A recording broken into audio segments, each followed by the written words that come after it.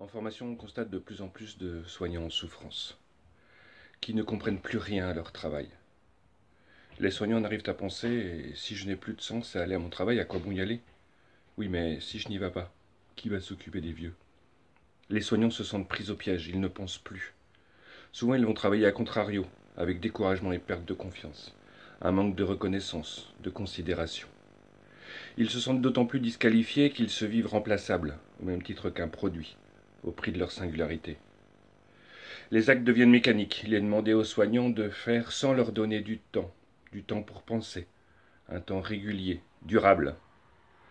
La formation est-elle une solution? Pas tant que ça, puisque ce qui est appris et repensé ne peut être vraiment mis en place. Encore et toujours ce manque de temps pour se poser, penser, réfléchir, s'interroger. D'ailleurs, un grand nombre de soignants en formation ne savent pas pourquoi ils viennent. Ils sont inscrits par la direction, ce qui pose la question du choix. Une des solutions alors, pour certains EHPAD, c'est d'externaliser sur le plan de formation par des grands groupes de formation, si possible avec un label, qui va prendre en charge l'ensemble du dispositif.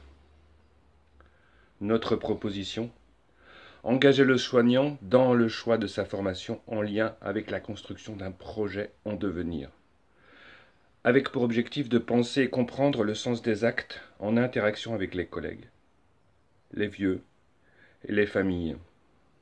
La petite enfance comme le grand âge vulnérable doivent échapper à une logique de rentabilité pour devenir une question impliquant la société civile, les vieux et leurs familles. L'objectif est d'apprendre à construire ensemble.